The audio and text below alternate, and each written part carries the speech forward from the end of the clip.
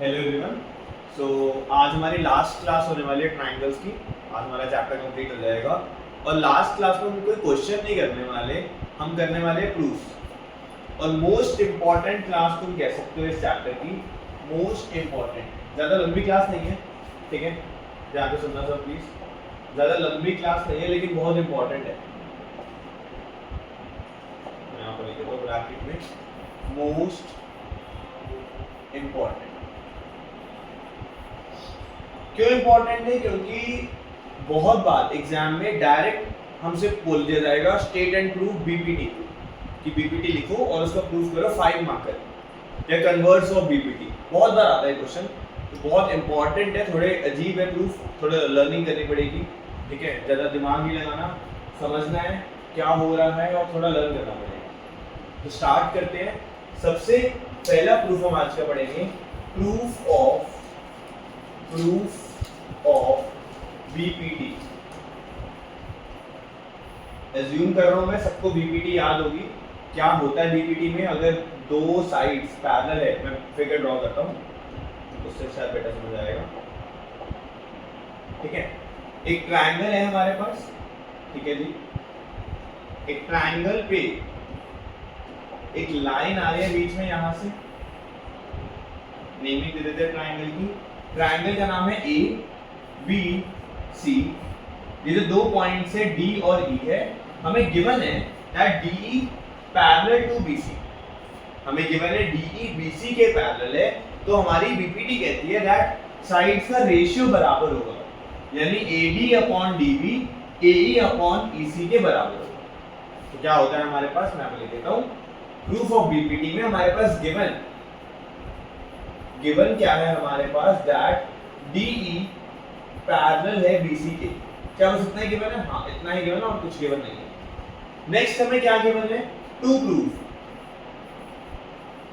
Proof हमें show करना है that AD upon BD equal है AE अपॉन CE के, यानी AD upon BD AE upon EC के बराबर। तो देख लो, ये हमारी बीपीटी होती है, हमारे सामने है क्या हमें दे रखा है, क्या हमें प्रूफ करना है, ठीक है जी। इस क्वेश्चन में ना बहुत बढ़िया पॉइंट है कंस्ट्रक्शन। हम क्या कंस्ट्रक्ट करने वाले हैं, प्लीज ध्यान से देख लो, बहुत इंपॉर्टेंट होने वाला है कंस्ट्रक्शन। तो स्टार्ट करते हैं। लर्निंग है, प्योर लर्निंग है। हमें क्या करना है, प्लीज ध्यान से देखो। हम डी से AC पर एक परपेंडिकुलर ड्रॉ करेंगे एंड सिमिलरली E से AD पर भी एक परपेंडिकुलर ड्रॉ करेंगे, ठीक है। तो हम क्या कर रहे हैं, हम एक परपेंडिकुलर ड्रॉ कर रहे हैं यहां से यहां पे और यहां से यहां पे। तो E ABCD ले लिया, इसको F मान लेते हैं, इसको G मान लेते हैं। तो हमने क्या करा, हमने EF और DG दो परपेंडिकुलर्स ड्रॉ करे हैं। किस पे? AB EF पे, मतलब EF is the perpendicular on AB and DG is the perpendicular on AC। और हम क्या करेंगे, D को C से ज्वाइन, B को E से ज्वाइन, ये हमें ज्वाइन करना है। इन दोनों को हम कर देंगे ज्वाइन। तो प्लीज देख लो हमने क्या करा है, मैं यहाँ पे लिख देता हूँ। कंस्ट्रक्शन में हम क्या कर रहे हैं, EF परपेंडिकुलर टू AB, ये हमने कंस्ट्रक्ट करा, and DG perpendicular to AC, DG perpendicular AC पे। ऑल्सो ज्वाइन किसको ज्वाइन कर रहे हैं, CD एंड BE, हमने इनको कर दिया ज्वाइन, ठीक है जी। नाउ आते हैं सॉल्यूशन पर। सबसे पहला काम हमें क्या करना है, हमें 4 एरिया निकाल के रखने हैं अपने पास। ध्यान से सुनना, बहुत इंपॉर्टेंट होने वाला है। हम क्या कर रहे हैं, हम निकाल रहे हैं एरिया ऑफ ट्रायंगल ADE। हम क्या कर रहे हैं, हम निकाल रहे हैं एरिया ऑफ ट्रायंगल ADE। इसको मैं रब कर रहा हूँ, ठीक है, एक बार थोड़ा लेफ्ट साइड करके लिखो। Area of triangle ADE। Now triangle ADE I assume सबको दिख रहा होगा, ये हमारा ट्रायंगल है ADE। प्लीज ध्यान से देखो, ये हमारा ट्रायंगल है। इसका एरिया कैसे निकलेगा, half into base into height. अगर हम ध्यान से देखें एडीई में मैं अगर एडी बेस लेता हूं, तो ईएफ उस पे हाइट है। थोड़ा देखो यहाँ पे हाइट हमेशा 90 डिग्री पे आती है और हमने कंस्ट्रक्ट करा था ईएफ 90 डिग्री पे आ रहा है, तो हम बोल सकते हैं एडीई का एरिया आ जाएगा half into AD into EF. Base into height होता है हमारा, half into base into height, तो half into AD into EF, ये हमारा हो जाएगा area of triangle ADE. And यही एरिया हम एक और तरीके से निकाल सकते हैं, एरिया ऑफ ट्रायंगल एडीई हम एक और तरीके से निकाल सकते हैं। ट्रायंगल सेम है, देखो ध्यान से। अब हम बेस बदल देंगे, अब हम बेस ले लेंगे एई और हाइट ले लेंगे डीजी, तो एरिया हो जाएगा हाफ इंटू एई इंटू डीजी। थोड़ा स्लो चलेंगे, आराम से एक बार देख लो। हमने एरिया ऑफ ट्रायंगल एडीई कैसे निकाला है, दो तरीकों से निकाला है। पहली बार बेस एडी लिया, हाइट ईएफ, दूसरी बारी में बेस एई लिया, हाइट डीजी लिया। प्लीज देख लो, ये हमारा एरिया ऑफ ट्रायंगल एडीई था, ठीक है जी। ओके, सो नेक्स्ट पार्ट बहुत इंपॉर्टेंट होने वाला है, बहुत बढ़िया होने वाला है, प्लीज सब ध्यान से देखेंगे। हम निकालने वाले एरिया ऑफ ट्रायंगल बीडीई। पहले ट्रायंगल देखो प्लीज, बीडीई। उससे पहले यहाँ पे साइड पे एक चीज बता रहा हूं, प्लीज ध्यान से सुनना, ठीक है, हेल्प मिलेगी क्वेश्चन में। एक ऑब्ट्यूज एंगल ट्रायंगल अगर है हमारे पास, मान लेते हैं एक ट्रायंगल है हमारे पास, ये ऑब्ट्यूज एंगल ट्रायंगल है, तो इसकी हाइट जो होती है ना वो ट्रायंगल के बाहर आती है। सब ध्यान से ऑब्जर्व करेंगे, ये ऑब्ट्यूज एंगल ट्रायंगल है, बेस इसका ये है हमारे पास, मान लेते हैं ए बी सी अगर मैं नाम दे दूं ट्रायंगल को, तो बेस इसका बीसी हुआ और इसकी हाइट बाहर आ रही है, यानी हाइट इसकी एडी हुई। तो तुम्हारे मन में डाउट आ सकता है ट्रायंगल की हाइट ट्रायंगल के बाहर कैसे जा रही है? जा सकती है। क्यों जा सकती है? हाइट का मीनिंग क्या है कि टॉप से बॉटम तक एक स्ट्रेट लाइन, बिल्कुल सीधी लाइन जो 90 डिग्री पे टच करे। अब वो लाइन ट्रायंगल के अंदर हो या बाहर हो, क्या फर्क पड़ता है तो हाइट ना सेम। तो एडी जो हाइट है वो ट्रायंगल के बाहर है। प्लीज ध्यान से इस पॉइंट को समझो, क्योंकि ये पॉइंट अभी हेल्प करेगा इस क्वेश्चन में। तो ऑब्ट्यूज एंगल ट्रायंगल में जो हाइट है वो बाहर जा रही है ट्रायंगल के, ये तुम्हें देखना है, आराम से एक बार देखो। क्योंकि सेम BDE जो ट्रायंगल है वहां पर, BDE जो हमारा ट्रायंगल है वहां पर बेस अगर BD है तो उसकी हाइट EF ट्रायंगल के बाहर जा रही है। थोड़ा देखना पड़ेगा, विजन अच्छी होनी चाहिए हमारी, वरना में समझ नहीं आएगा। BDE ट्रायंगल है, ठीक है, बेस मैंने अगर BD लिया तो हाइट क्या होगी? E से परपेंडिकुलर, और E से जो परपेंडिकुलर है वो F है। तो ध्यान से देखेंगे, हम एरिया ऑफ ट्रायंगल BDE बोल सकते हैं हाफ इनटू बेस हमारा BD है और जो हमारी हाइट है वो EF है, तो half into BD into EF। Please आराम से देख लो हमने कैसे एरिया निकाला है ट्रायंगल BDE का। अगर ये समझ आ गया तो उसके बाद नेक्स्ट एरिया बहुत आसान है, बिल्कुल सेम मेथड के ऊपर है, CED। तो एरिया ऑफ ट्रायंगल CED अगर हम ध्यान से देखें तो इसका एरिया कैसे निकलेगा? हाफ इनटू, अब बेस हमारा CE है तो हाफ इनटू CE और हाइट क्या है हमारे पास? DG। ये हाइट हमेशा 90 डिग्री वाली होती है और DG 90 डिग्री पे है, वो CE को टच नहीं कर रहा, नो डाउट, पर CE को जब आगे एक्सटेंड करेंगे तो टच कर जाएगा, है तो सेम बेस पर ना, तो CE को टच नहीं कर रहा, CE पे नहीं आ रहा, लेकिन उसको आगे एक्सटेंड करेंगे तो DG परपेंडिकुलर तो है, तो half into CE into DG, ये हमारा एरिया होने वाला है। तो हमने 4 एरिया निकाले हैं और सीरियसली बता रहा हूं 60-70% क्वेश्चन यहीं पे खत्म हो गया। मैक्सिमम बच्चे 4 एरिया ही नहीं लिख पाएंगे। अगर हमने 4 एरिया लिख दिए उसके बाद क्वेश्चन ज्यादा मुश्किल नहीं है। तो आराम से मैं वेट कर रहा हूं, पहले 4 एरियाज कैसे लिखे हैं देखिए।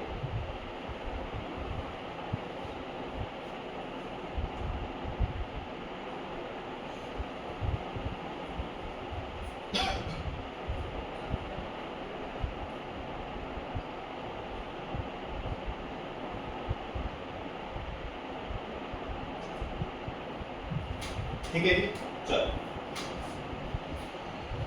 अब नेक्स्ट हम क्या करने वाले हैं, प्लीज ध्यान से सुनना।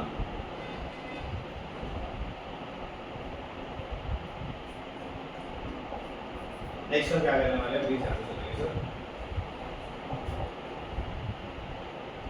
देखो area of BDE, area of BDE और एरिया ऑफ सीईडी, इन दोनों के बारे में हम एक रिलेशन निकालेंगे। तो थोड़ा एक कंटेक्स्ट बता दो, सुन लो, बड़ा काम आएगा। क्लास 9th में ना पहले एक चैप्टर हुआ करता था जो तुम पढ़ के नहीं आए हो क्योंकि डिलीट हो गया सिलेबस से। क्लास 9th में टोटल 12 चैप्टर है, पहले 14 हुआ करते थे, 14 चैप्टर्स थे, 2 चैप्टर डिलीट हो गए और उसमें से एक चैप्टर की प्रॉपर्टी यहाँ पे यूज होगी। तो एक प्रॉपर्टी जानेंगे, पहले मीनिंग समझेंगे, फिर देखेंगे उसका यहाँ पे क्या यूज हो रहा है। ठीक है, प्रॉपर्टी क्या कहते हैं, प्लीज ध्यान से सुनना।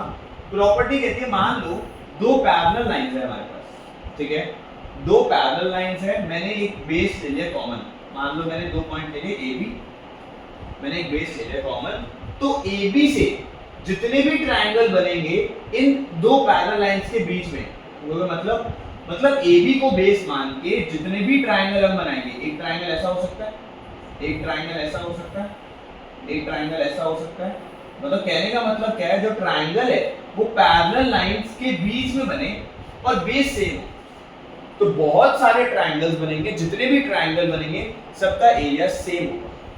ये प्रॉपर्टी है, अभी हम डायरेक्ट लिखने वाले हैं, प्लीज ध्यान से समझना। क्या बोला गया है, दो पैरेलल लाइंस के बीच में सेम बेस है अगर, तो सेम बेस से जितने भी ट्रायंगल बनेंगे सबका एरिया बराबर होगा। ये हमारी प्रॉपर्टी होने वाली है। अब इसको यूज कैसे करेंगे इस क्वेश्चन में, प्लीज देखो सर। हमारे पास गिवन है DE और BC पैरेलल है, ठीक है जी, और DE एक कॉमन बेस का काम कर रहा है। देखो ध्यान से, DE एक कॉमन बेस है, तो area of triangle DEB and area of triangle DEC ये दोनों बराबर होते हैं। तो मैं आप लिख रहा हूं, सिंस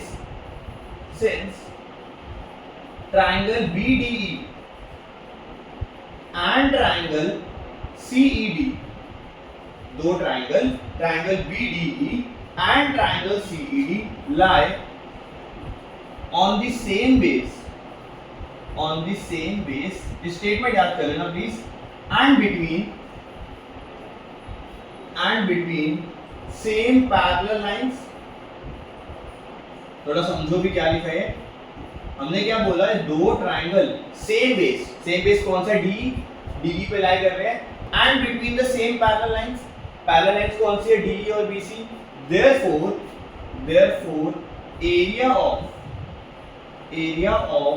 triangle BDE का एरिया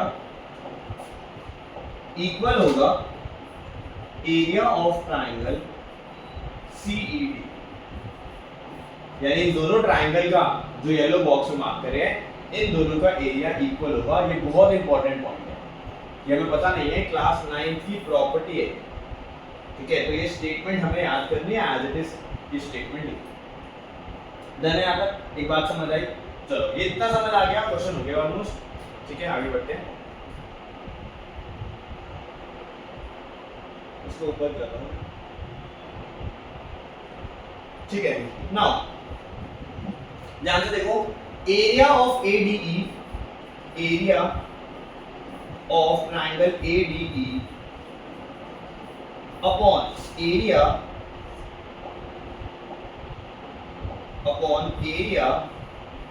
ऑफ ट्रायंगल BDE अगर मैं निकालूं, वो इक्वल हो जाएगा area of triangle ADE upon area of triangle CED। कैसे भाई, देखो ऊपर ADE रख दिया, दोनों एरिया बराबर है, नीचे वाले दोनों एरिया हमने अभी शो करे बराबर है, तो इनका रेशियो बराबर आएगा, बिल्कुल आएगा, ठीक है। तो एरिया ऑफ ADE हमने निकाला था half into AD into EF, तो मैं इसकी जगह लिख रहा हूँ half into AD into EF, ठीक है। और एरिया ऑफ ट्रायंगल BDE हम लिखेंगे half into BD into EF। हम वैल्यू इनपुट कर रहे हैं, कुछ नहीं कर रहा, चार जो वैल्यूज दिए उनकी जो हमने निकाला था उसी को सब्स्टिट्यूट कर रहे हैं। किसके बराबर हो जाएगा, half into AD half into AE into DG था, half into AE into DG upon half into CE into DG। समझ आया हमने क्या करा? हमने पहले 4 एरिया निकाले, फिर हमने बोला जो नीचे 2 येलो बॉक्सेस में एरिया है दोनों बराबर होंगे। क्यों बराबर होंगे? प्रॉपर्टी लगाई क्लास 9th की जो हम पढ़ के नहीं आए हैं, बट हमें पता होना चाहिए कि दो ट्रायंगल जो सेम बेस पर और सेम पैरेलल लाइंस के बीच में लाई कर रहे हैं उनका एरिया बराबर होगा। ठीक है जी, यहाँ तक समझ आ गया। अब अगर इन दोनों का एरिया बराबर है तो मैंने क्या करा, area of ADE upon area of BDE equal रखा area of ADE upon area of CDE। क्यों रखा? ऊपर दोनों ट्रायंगल सेम है तो एरिया बराबर लिखा, तो ऊपर तो मैच कर रहा है भाई, ऊपर इक्वल है। नीचे अभी हमने शो करा दोनों का एरिया बराबर है तो नीचे दोनों ट्रायंगल रख दिए, ठीक है ना, तो ये पूरी रेशियो बराबर होगी ना। और कुछ नहीं कर रहे, वैल्यू इनपुट कर रहे हैं जो वैल्यू निकाली थी। तो यहाँ से हाफ और हाफ कट हो गया, EF और EF कट हो गया, यहाँ से हाफ और हाफ कट हो गया, DG और DG कट हो गया, यानी हमारे पास क्या आ गया, AD अपॉन BD, यानी AD अपॉन BD किसके बराबर आ गया, AE अपॉन CE। प्लीज देख लो हमारे पास ये वैल्यू आ गई है, ये हमें शो करना था, तो हम लिख सकते हैं हम लिख सकते हैं hence। प्लीज देख लो कैसे करा है पूरा का पूरा क्वेश्चन। इसको साइज छोटा कर दो उसको, ठीक है, एक बार प्लीज एक इसको पूरा का पूरा देख लो, तो स्टार्ट से एंड तक हमें क्वेश्चन करा। पहले फिगर बनानी है, कंस्ट्रक्शन बड़ी अच्छी है, 4 एरिया निकाल के बैठना, तो 4 एरिया निकाल लेंगे, उसके बाद हमें बोलना है इन दोनों का एरिया बराबर, फिर रेशियो बराबर, रेशियो बराबर है तो वैल्यूज इनपुट करी, यानी AD upon BD, AE upon CE है, ये लिखा हुआ है CE और ये हमें शो करना। तो तुम देख सकते हो ये सीखा हमारा BPT का प्रूफ है।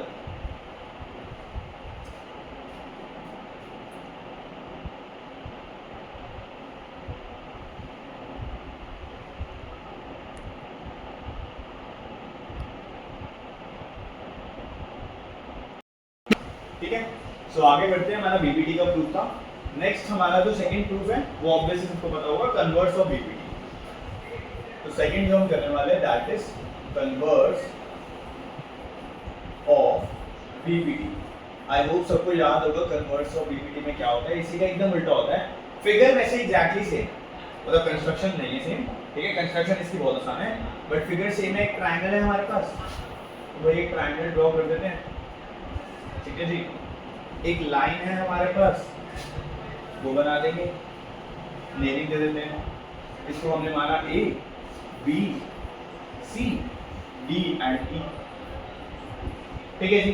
तो यहाँ पे हमें गिवन क्या है, यहाँ पर हमें साइड्स की रेशियो बराबर गिवन है, यानी हमें AD अपॉन DB या BD लिखो, AD अपॉन BD बराबर दिया हुआ है AE अपॉन BC के, और to show that sides are parallel, यानी DE पैरेलल है BC के, ये हमें शो कर। तो पिछले वाले पे आ जाओ, BPT में जो गिवन और टू प्रूफ था एकदम रिवर्स हो गया है, यहाँ पे जो लाइन पैरेलल थी वो शो करनी है और जो टू प्रूफ था वो गिवन हो गया, तुम देख सकते हो नाम से, ठीक है। गिवन और टू प्रूफ एकदम उल्टा हो चुका है, ठीक है। अब हम जब इसको सॉल्व करेंगे हम यूज करेंगे द मेथड ऑफ कॉन्ट्राडिक्शन। ये चैप्टर 1 में भी हमने पढ़ा है, आई होप सबको थोड़ा बहुत याद होगा। हम क्या मान के चलेंगे, हमें DE और BC को पैरेलल शो करना है, हम मान लेते हैं कि पैरेलल नहीं है, सो मानेंगे let's assume that DE is not parallel, DE is not parallel to BC। भाई अब एक सिंपल सी बात बताओ यार, अगर DE पैरेलल नहीं है BC के तो कोई और लाइन तो होगी जो BC के पैरेलल होगी, ठीक है भाई। हमने क्या बोल दिया, हम मान लेते हैं DE पैरेलल नहीं है तो यार कोई और लाइन होगी, तो हम कंस्ट्रक्ट कर रहे हैं यहाँ पर एक दूसरी line DF such that DF parallel BC। तो कंस्ट्रक्शन में हम क्या कर रहे हैं, प्लीज ध्यान से देखना, हम कंस्ट्रक्ट कर रहे हैं DF पैरेलल टू बीसी। तुम बोलोगे लग तो नहीं रहा भाई, देख के नहीं पता लगेगा, हमने कंस्ट्रक्ट करा है बस जानने के लिए that DF is parallel to BC. ना यहां पे लिखते हैं, तो हम क्या करें, construct a line DF parallel to BC। ठीक है जी, कर दिया। आगे बढ़ते हैं। अब अगर ये DF पैरेलल है BC के तो BPT लगा सकते हैं। हम बोलेंगे since DF is parallel to BC। भाई अगर DF BC के पैरेलल है तो BPT लगाएंगे अगर, तो AD upon BD, this implies AD upon BD equal आ जाएगा AF अपॉन FC के। प्लीज आराम से देखो, AF अपॉन FC, मैं यहाँ पे इसको बॉक्स लगा रहा हूँ और ब्रैकेट में लिख देंगे BPT।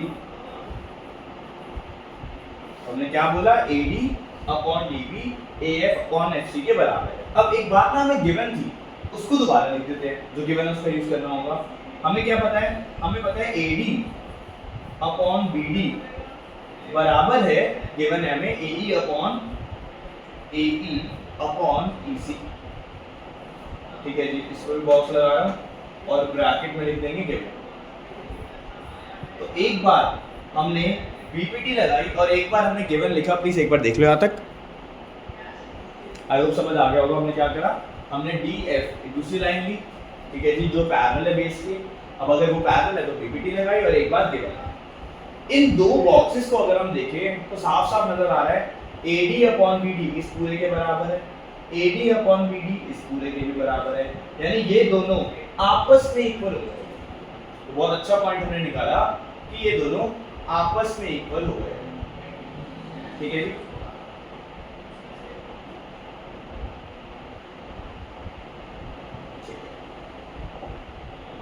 Now this implies AF upon FC equals AE upon EC।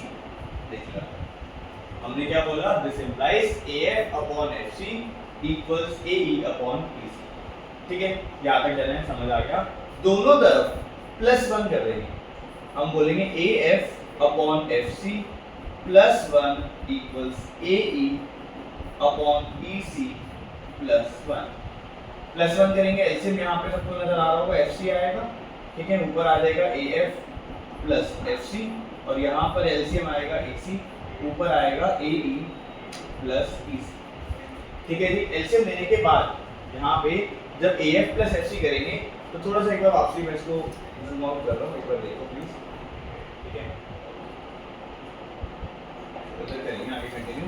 ठीक है ना, ध्यान से देखना, AF प्लस FC फिगर में देखें, AF और FC मिला के AC बना रहा है, तो मैं बोल सकता हूँ AC upon FC, AC upon FC equal आ जाएगा AE अपॉन EC। AE और EC को ऐड करोगे तो AC अपॉन EC, AC और AC कर, यानी EC इक्वल आ जाएगा FC के, क्रॉस मल्टीप्लाई करेंगे, EC और FC इक्वल आ। तो आराम से देखो हमने क्या करा, हमने दूसरी लाइन ली DF पैरेलल टू BC, ये दो रिजल्ट आए हमारे पास, दो येलो बॉक्सेस, इनको आपस में इक्वेट करा, दोनों तरफ +1 करा, एलसीएम लिया तो ऊपर दोनों का AC आ गया, क्योंकि AF और FC को मिला के भी AC बन रहा है, AE और EC को ऐड करके भी AC बन रहा है, AC और AC कैंसिल आउट हो गया, ये EC और FC बराबर आ गया। अब थोड़ा दिमाग लगाओ, फिगर में देखो, क्या कभी ऐसा हो सकता है EC और FC बराबर हो? थोड़ा सोचना आराम से कि भाई एक पॉइंट है, ये हमारा पॉइंट है, इसको इसका डिस्टेंस फ्रॉम F एंड इसका डिस्टेंस फ्रॉम E, ये दोनों बराबर हो सकते हैं? नहीं हो सकते। ये तभी हो सकता है जब E और F दोनों सेम पॉइंट हो। समझो थोड़ा ध्यान से, ये हमारा पॉइंट C है, C का distance from E and C का डिस्टेंस फ्रॉम F बराबर कैसे हो सकते हैं? भाई थोड़ा सा भी आगे जाएगा तो डिस्टेंस बड़ा हो जाएगा, थोड़ा सा पहले रहेगा तो डिस्टेंस छोटा हो जाएगा। हमारे पास डिस्टेंस इक्वल आ रहा है, यानी E और F कोई अलग अलग पॉइंट नहीं है, ये दोनों सेम पॉइंट है। तो E और F दो अलग अलग पॉइंट ना होके एक्चुअल में एक सेम पॉइंट। तो यहाँ पर लिखेंगे this is only possible, this is only possible when, ये तभी पॉसिबल है जब E and F coincide. Coincide का मतलब होता है दोनों एक ही पॉइंट हो, एक के ऊपर एक आ जाए। अब अगर E और F एक ही पॉइंट है, हमने माना था DF पैरेलल BC, हमने माना था this implies DF parallel BC, ये हमारा कंस्ट्रक्शन में था, ठीक है। इंप्लाइज मत लिखो क्योंकि इंप्लाइज ना लिखो, ठीक है। तो DF पैरेलल BC था, तो हम DF की जगह अब लिख सकते हैं E, तो DE पैरेलल BC, ये हमें शो करना था। तो कैसे शो करा प्लीज देखो ध्यान से, एनसीईआरटी में इसका प्रूफ लिखा ही नहीं हुआ, बहुत खराब प्रूफ है, तो प्लीज ध्यान से देख लो। बीपीटी का तो बहुत अच्छा प्रूफ दे रखा है, कन्वर्स ऑफ बीपीटी कैसे लिखेंगे देखिए, ये हमारा कन्वर्स ऑफ बीपीटी।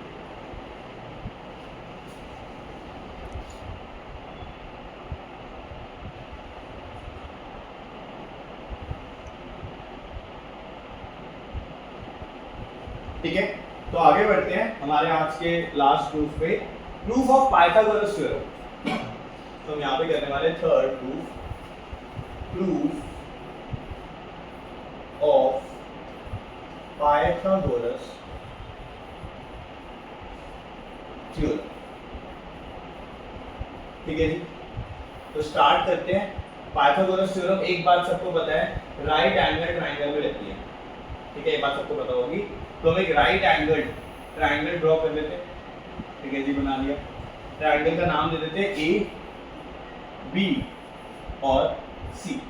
तो हमने मान लिया बी जो है वो हमारा राइट एंगल है, तो गिवन हमारे पास इतनी सी बात है that angle B equals 90 degree, और कुछ नहीं गिवन, सीरियसली मुझे तो नहीं पता, ठीक है जी। टू प्रूफ, और पाइथागोरस थ्योरम कहती क्या है, दैट हाइपोटेनस स्क्वायर, हाइपोटेनस हमारा AC है, यानी AC square AB square plus BC square के बराबर है, ये हमें शो करना है। तो AB square plus BC square हमारा AC स्क्वायर के बराबर है, ये हमें शो करना है। अब कंस्ट्रक्शन क्या है, ज़्यादा मुश्किल कंस्ट्रक्शन नहीं है। हम क्या करने वाले हैं, हम एक सीधी लाइन ड्रॉ करेंगे फ्रॉम B से लेके यहाँ पर एक 90 डिग्री पे एक लाइन ड्रॉ कर लेंगे, ठीक है। तो इस पॉइंट को D नाम दे देते हैं, हमें क्या दे रखा है, ये वाला एंगल 90 डिग्री मतलब हम कंस्ट्रक्ट कर रहे हैं। बेसिकली हमने B से एक परपेंडिकुलर ड्रॉ कर दिया AC पर, तो हमने कंस्ट्रक्ट क्या करा है, BD परपेंडिकुलर AC। सॉल्यूशन पे आते हैं, ध्यान से सुनना, हम करेंगे क्या। सबसे पहला काम, ये ऊपर एक वाला ट्रायंगल दिख रहा होगा छोटा सा ADB, सबको नजर आ रहा होगा, छोटा सा ट्रायंगल है ADB, एंड ये पूरा बड़ा वाला ट्रायंगल ABC, हम इन दोनों को सिमिलर प्रूफ करेंगे। तो बहुत आसान है, सबको नजर आ गया होगा। ADB में एंगल A आ रहा है, ABC में एंगल A आ रहा है, यानी एंगल A, इससे मार्क कर देता हूं मैं, एंगल A दोनों में कॉमन है, ठीक है जी। और एंगल ADB 90 है, बड़े वाले ट्रायंगल में ABC 90 है, तो एक एंगल 90 भी मिल गया, यानी डबल ए से दोनों ट्रायंगल सिमिलर हो गए। तो हम बोल सकते हैं सॉल्यूशन में in triangle ADB and triangle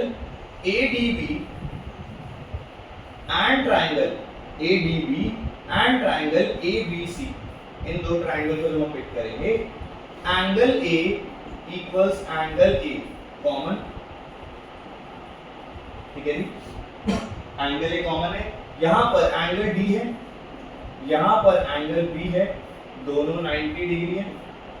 Therefore, triangle ADB similar triangle ABC by double A। तो डबल ए से हमने दोनों ट्रायंगल सिमिलर कर दिए। नाउ दोनों ट्रायंगल सिमिलर है तो हम CPST लगा सकते हैं, हम बोल सकते हैं AD अपॉन AB इक्वल होगा DB अपॉन BC इक्वल होगा AB अपॉन AC CPST, ठीक है जी, लगा दिया। बीच वाली वैल्यू को कट कर दो, हमारे काम की नहीं है, हमने इसको कट कर दिया, काम की नहीं है, लिख सकते हैं, काम नहीं आएगी।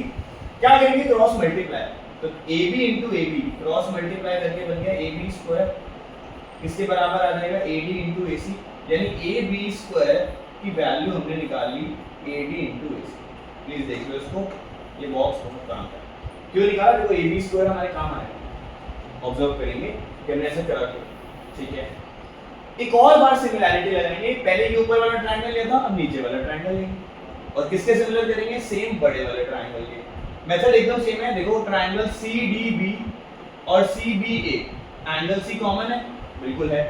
सी डी बी 90 डिग्री है, सी बी ए 90 डिग्री, तो दोनों ट्रायंगल में अगेन एक एंगल कॉमन, एक एंगल 90 डिग्री। तो स्टार्ट करते हैं। In triangle C D B and triangle C B A, इन दोनों ट्रायंगल में हमारे पास एंगल सी इक्वल है एंगल सी कॉमन, ठीक है जी। Angle D equals angle B 90 degree, angle D equals to angle B 90 degree.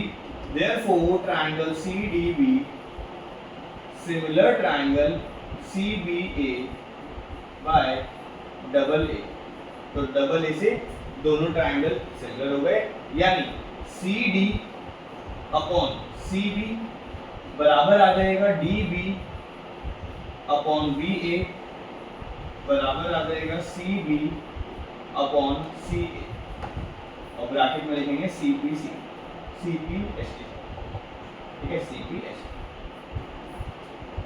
ठीक है, अगेन बीच वाली वैल्यू हमारे काम की नहीं है, तो इसको हटा देंगे। नाउ अब जब हम क्रॉस मल्टीप्लाई करेंगे तो CB इंटू CB कितना आएगा? CB square.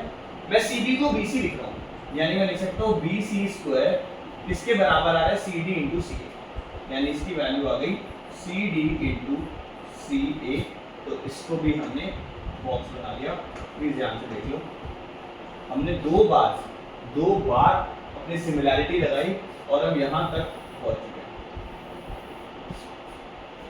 ठीक है, लास्ट पार्ट हम यहाँ पे करेंगे, कंप्लीट हो जाएगा।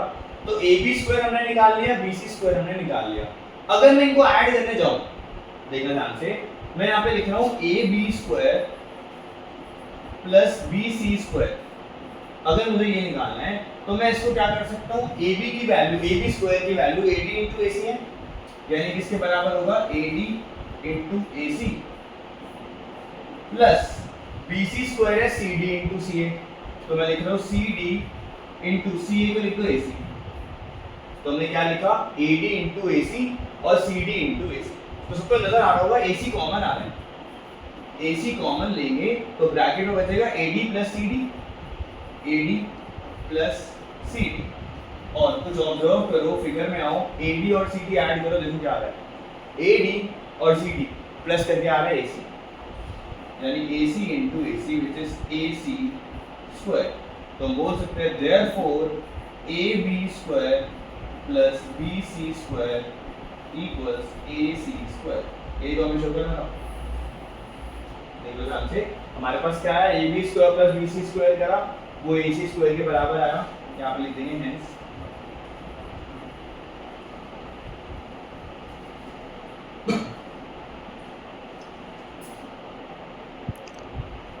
ठीक है जी।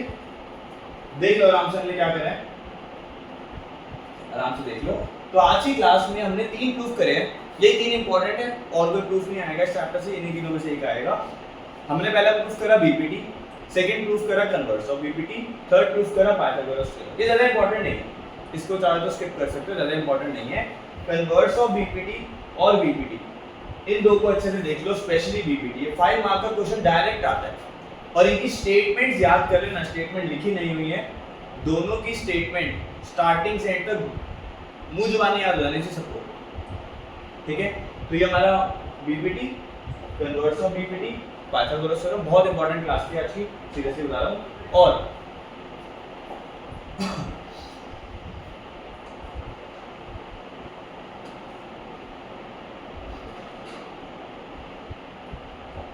ठीक है, चाहो तो एक बार इसको स्कैन कर लो, इस क्यूआर कोड को स्कैन करोगे तो तुम्हें आज जो हमने सब कुछ करा है वो सब कुछ पीपीटी फॉर्म में मिल जाएगा, ठीक है। तो एक बार स्कैन कर लो, तुम्हारे पास सॉफ्ट कॉपी रहेगी अपने जो हमने तीनों प्रूफ करे।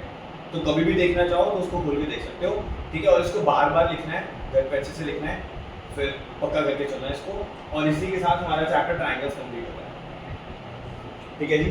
तो बाकी हम मिलेंगे नेक्स्ट क्लास में, और न्यू चैप्टर हमारा स्टार्ट होगा ट्रिगो, बहुत ही स्पेशल चैप्टर है हमारा, ठीक है। उससे पहले ट्राइंगल्स अच्छा करो, बहुत टाइम है, 5-6 दिन का गैप है, आराम से ट्राइंगल्स को पक्का करो, और नेक्स्ट क्लास में मिलते हैं ट्रिगो के साथ। Thank you.